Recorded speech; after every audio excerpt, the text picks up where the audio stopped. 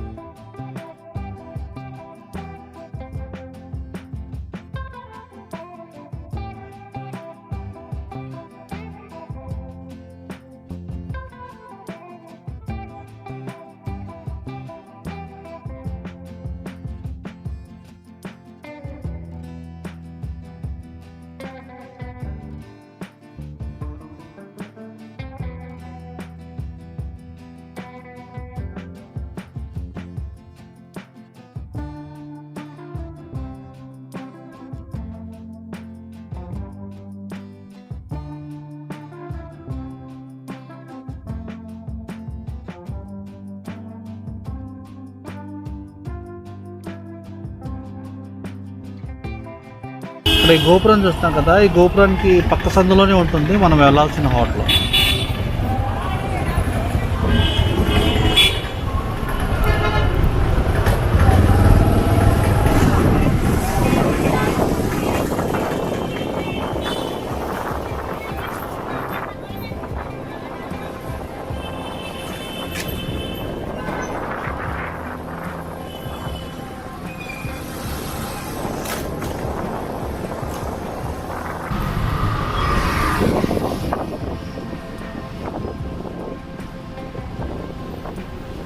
ఇక్కడ మనం నిల్చున్నాం కదా, ఇది గుడి యొక్క గోడ అనమాట. దీని పక్కనే మన గాలిగోపురం ఉంది. గాలిగోపురానికి ఆనుకొని ఉన్న సందులోనే ఉంటుంది మహాలక్ష్మి మెస్. లోపలికి వెళ్దాం పదండి.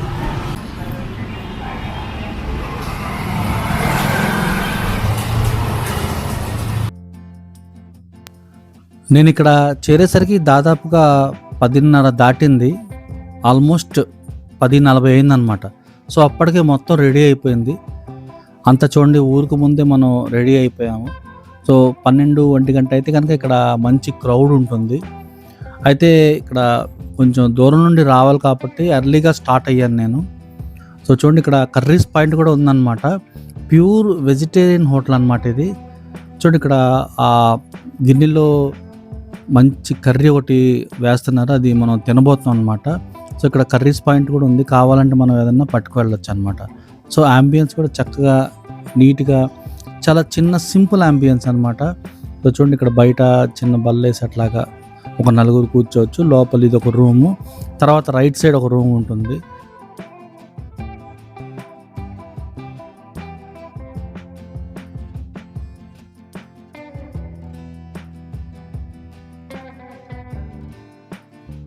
టేబుల్ మీద చూడండి, ఇట్లా ఒక కందిపొడి, ఒక పిక్కలు అయితే ఉంది. కావాలంటే మనం వాటిని కూడా యూస్ చేసుకోవచ్చు. ఆ తర్వాత చూడండి, ఇక్కడ రసం ఒకటి, మజ్జిగ పులుసు, ఇది సాంబార్ అన్నమాట.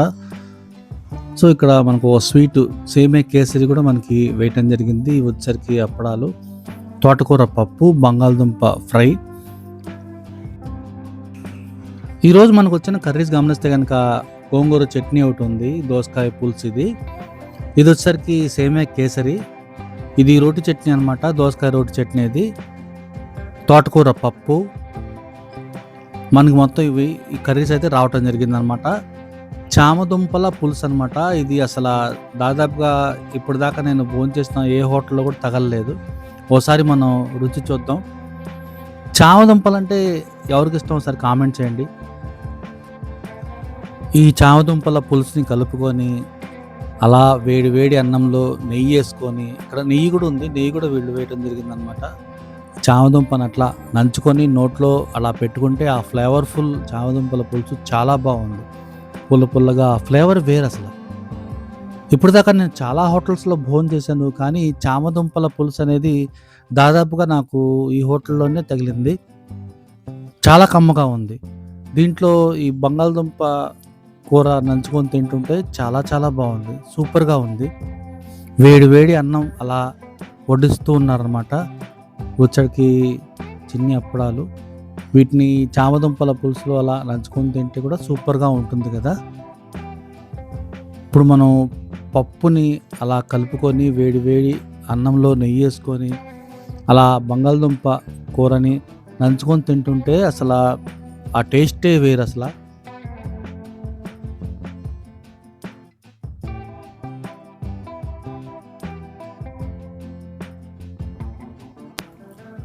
తోటకూర పప్పు చాలా కమ్మగా ఉంది.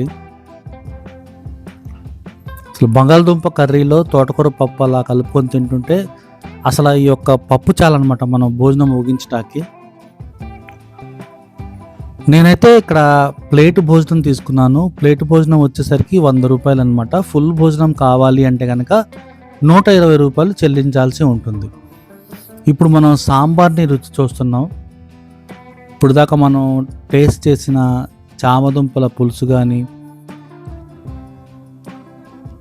తోటకూర పప్పు గానీ చాలా బ్రహ్మాండంగా ఉన్నాయి. నాకు ప్లేట్ మీల్సే ఎక్కువైపోయింది. అంత ఫుల్ క్వాంటిటీలో ఇదిగో చూడండి ఇంత రైస్ అయితే ఇస్తారు వీళ్ళు. సాంబార్ బ్రహ్మాండంగా ఉంది. చూడండి క్యారెట్, సొరకాయ, ములక్కాయలు వేసిన సాంబార్ అనమాట. నెయ్యి పోసుకొని వేడి వేడి అన్నంలో సాంబారు అలా తింటుంటే సూపర్‌గా ఉంది అసల. ఇక మనం పెరుగుతో భోజనాన్ని ముగించబోతున్నాం. పెరుగు చాలా హోటల్స్‌లో అయితే కొంచెం చిన్న గిన్నెల్లో ఇస్తారనమాట. ఇక్కడైతే మనకి ఎంత కావాలో అంత వడ్డిస్తున్నారు. ఈ పద్ధతి నాకు నచ్చింది. ఇది ఎట్లాగో కొంచెం చిన్న ఊరు కాబట్టి ఇక్కడ వీళ్ళు గేదెల దగ్గర నుండి సేకరించిన పాలతోనే పెరుగు ప్రిపేర్ చేస్తారంట. ఒకసారి మనం పెరుగన్నం కూడా టేస్ట్ చేద్దాం. చాలా కమ్మగా ఉంది. వీళ్ళు వడ్డించిన స్వీట్ కానీ ప్రతి ఐటెం కూడా చాలా చాలా బాగున్నాయి.